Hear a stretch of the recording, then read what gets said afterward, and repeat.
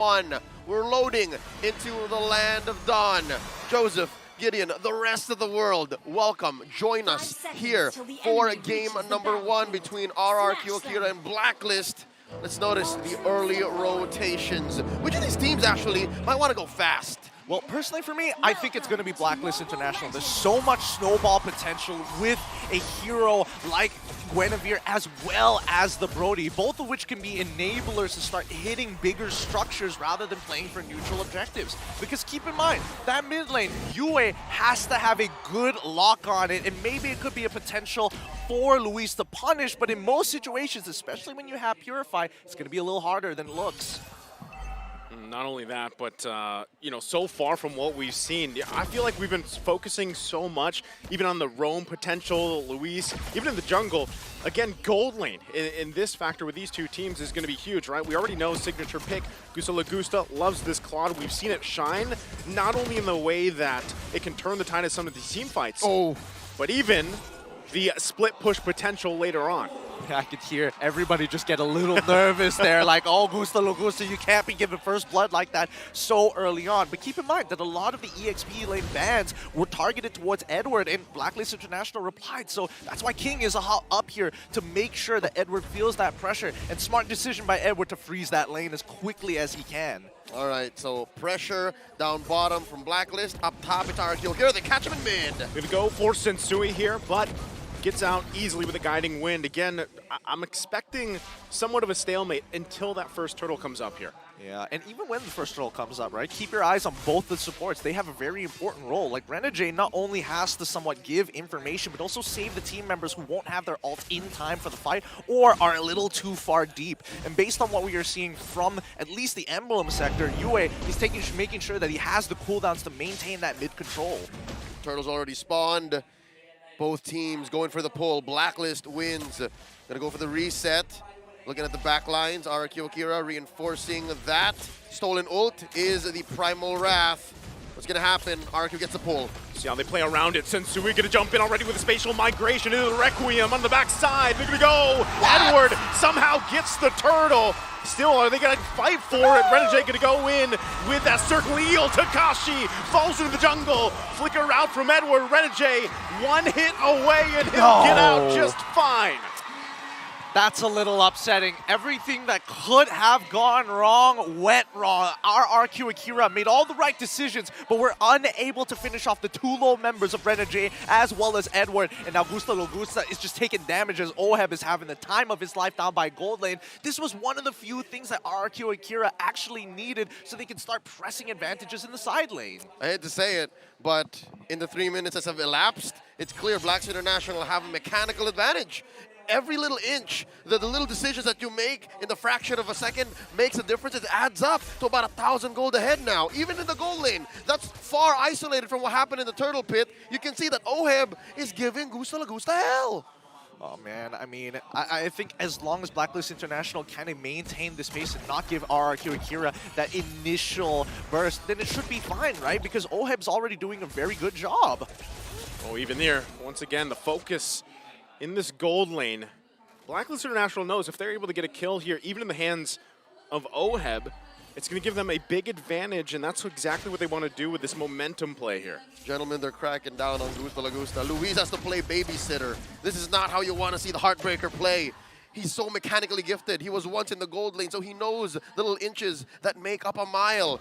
It's just not how he plays to protect his gold laner. This is tough. Yeah, playing defensively is not ideal, especially when you're on Kufra. There's so much that you could be doing, but at the end of the day, it's still dependent on your teammates. And let's not forget, it's not only affecting Luis, it's also affecting Sagan. The way that he paths, he's fine. He's all right. Thank goodness. Whew. Still on the black shoes, right? Yeah. And he's also rocking Purify. Actually, there's a couple over here. You're going to have to really play around that because even on the other side, Rrq Akira has their Purifies as well to deal with a lot of this CC going to be thrown at them. So you can see it. Everybody except these gold laners getting ready for this. Rrq going to go ahead and use that Circle Eagle. Edward jumps in with a flicker. Right on Saigon, gets that black shoes out himself. There's a spatial migration. Takashi's going to fall again.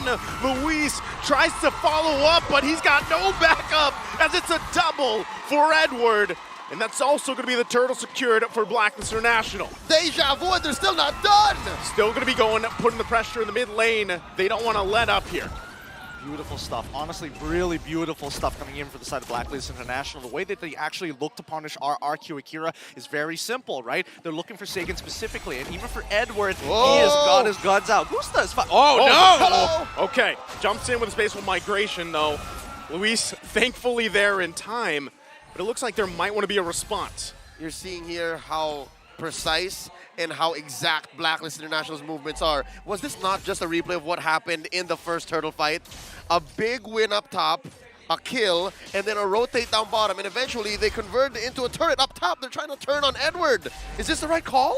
I think at this point, Rrq Akira need to find anything that they possibly can. Look, Edward, he's trying to protect this turret. Wow, he does. Keeps it alive, utilizing that Primal Wrath against the two members of Rrq Akira. Like a Chad. He won't let it go. This is like one of those ego challenge moments, right? First item, he decides to go, you know what, I'm going to get Blade Armor. I'm still playing for the team, and it's clear in these team fights that he knows his role. On the opposite side, Rrq Akira, they start to feel this snowball actually piling up. But the real question is, how do you actually approach these situations, especially since Blacklist International, they're not wasting movement. They're very efficient! They're going to be able to find their target here. Sensui could be in trouble. He's going to fall. Rrq Akira grabbing their first kill here. No, wait, second. First kill for Saigon. Yep, it's their first kill. And they spot out the jungler, Sensui, who, by the way, I just got a note, man. What's going on? His first item after the casual Molten Essence is the Brute Force Breastplate.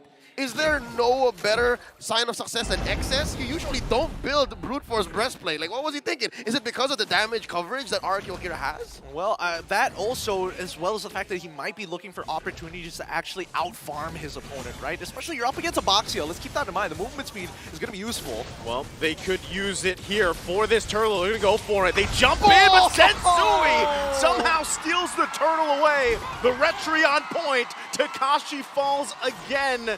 That's the third now. Blacklist International finding the punishes where they can. Notorious for having some of the sharpest retributions, dare I say, the best of the best from all of the Philippines, Southeast Asia, the world. Sensui's retribution is notorious. It's world class. Oh, that's why he's on Blacklist. Oh, whoa! Still going to be going for it again, trying to hold down this mid lane.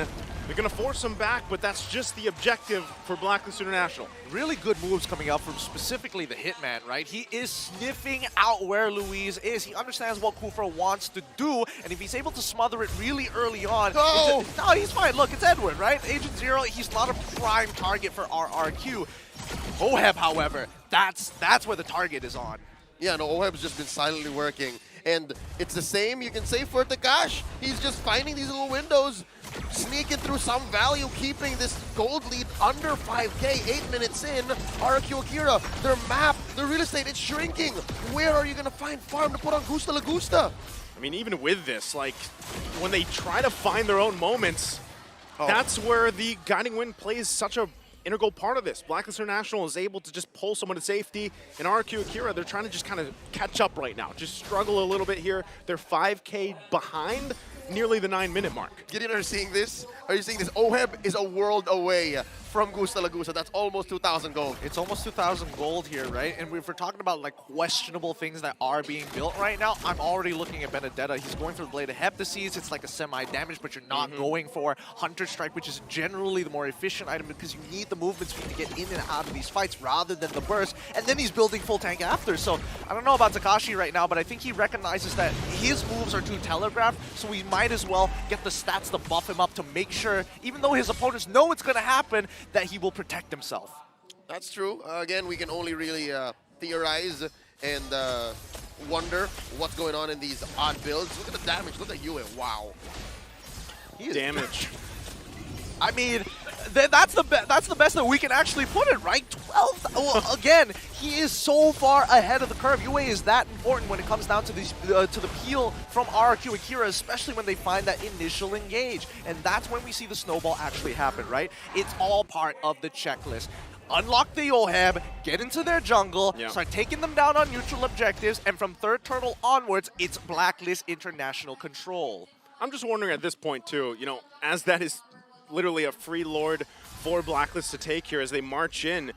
Where can Rrq Akira find these wins, right? Because normally you would think, well, maybe split push would be an answer, but even at that situation, it's too tough to pull off right now. Yeah, I think one thing for sure is that Sagan is really going to struggle in this match, right? The big game changer is going to be Takashi and Luis. They really need to communicate on the way they actually attack. All right, luckily enough, Rrq Akira has respectable wave clear. They are going to successfully defend in mid. And I'd like to think you're right. And from very different angles, Gideon, Takash off the fight. He has to be very far away to try and, again, control that gold lead, control the map. For Luis, man, you got to get some defensive jumps in. Yeah, they're going to have to. Again, they're going to lose this mid-turret. Sensuichi's going to jump in, finding the mark. Luis going to fall, and now King to follow. They just get obliterated in the base.